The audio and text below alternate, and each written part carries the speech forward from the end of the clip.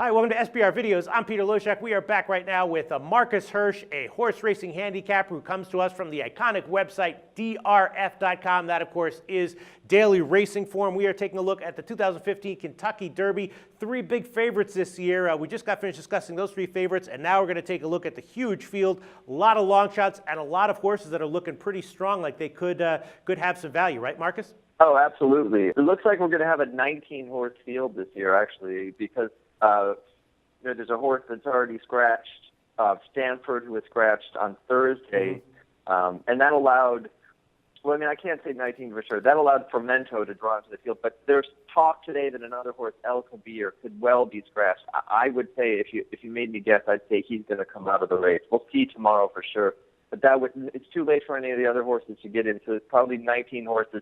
I think that maybe 14 of them or so are worth considering at least.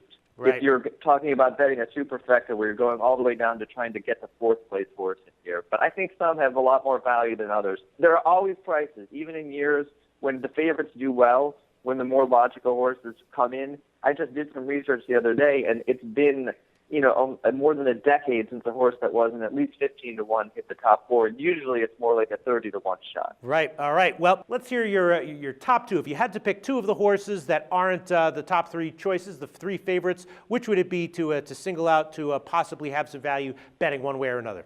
Well, I mean, I had to make top four picks for the race. I picked Dortmund on top. The horse I picked second is number 6, Mubtaj, the horse from Dubai. The horse, and he's 20-1 on the line. I think it'd be lower, but he'll still be, I think, qualify as a long shot. The horse I picked third is called Danzig Moon, number 5. He's 30-1 on the morning line. He'll definitely be a big play. The reason that I think I'm keying on these two, in fact, for long shots in general, if you're looking at this race, the horses that you should look at are horses that are coming from off the pace. Right. Long-priced horses that have speed historically don't do well at all. There's only been one, I think, the last 12 years that finished in the top 4, and he finished 4th, Shackelford. He was a very good horse. I don't think any of the long shots with some pace in this race are that good. And usually it's horses that are picking up the pieces at the end that are big prices that you can key in on in trifectas and superfectas. The problem is that, everyone's been talking about Mubtaj because he won the UAE Derby, but, 6 winners since 2000 of that race have gone on to try to run in the Derby, and they haven't really done that well. They've all been pretty big failures. He ran a buyer figure under 100 in the UAE Derby, and he had a perfect trip. So I guess I'm just, in light of those two factors, it just makes me feel a little bit nervous taking him. These UAE Derby winners just don't have a good history in the Kentucky Derby, right? I can understand that perspective. The buyer is totally projected. I think it's really tough to make a figure from there. Secondly, this horse is different than I think any of the UAE Derby winners who have come here in the past. If you take a close look at all of them, none of those horses was really suited to the Derby. They either obviously weren't good enough, preferred synthetic surfaces or turf, or had distance limitations. I mean, I think the best horse that came was Regal Ransom.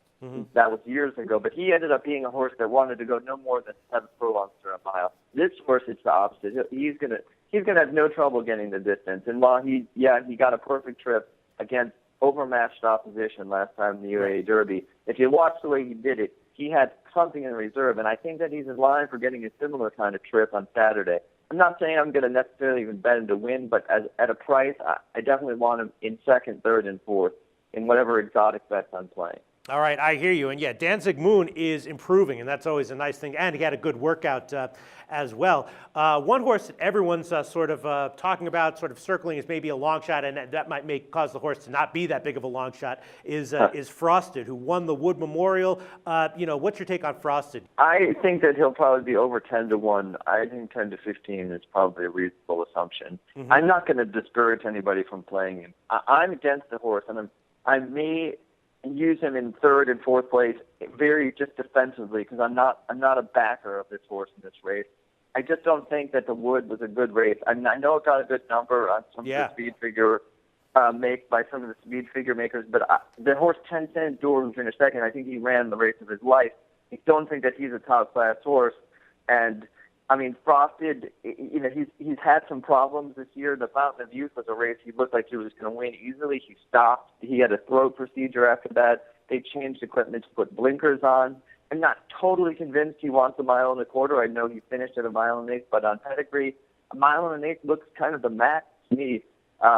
I'm not enthused about him, but just seeing him this week, he looks okay. If you liked him coming in, I haven't seen anything that should dampen one's enthusiasm. So you're liking Danzig Moon and Moob Tabij as the two long shots that you'd prefer the most. Are there any other horses that you think are notable for any reason, just any bit of information that you think we should keep in mind that could play a big factor here? Well, I'm kind of against materiality. I haven't really been enamored of the way he's looked this year. I'm also throwing out Ocho Ocho Ocho and Ted Sandur. I don't like the way they look. Bolo, I think, is going to end up being the grass horse. Firing Line is a spectacular animal. I love him. I don't think he's going to get the trip, but I could see definitely using him. International Star, I have some question marks about how he's doing coming into the race. It's a knockout. I really haven't liked the way he's looked at all. Keen Ice is a horse I'll throw in for 4th in the Superfecta. War Story is a toss for me. Mr. Z is a toss. Upstart I'm using. Far Right I'm using in 4th.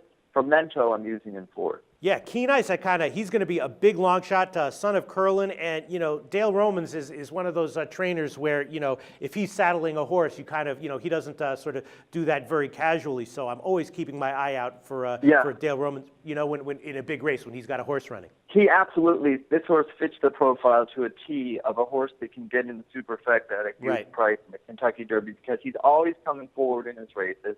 He doesn't look good enough to win, and he's not good enough to win, really. Right. But he's going to pick up the pieces of the horses that are fading, and you don't have to be on talent the 4th best horse in the race to run 4th in the Kentucky Derby. You just have to have the right style and the right circumstances. Marcus Hirsch from Daily Racing Form, drf.com. Thanks so much for your thoughts on this year's Kentucky Derby.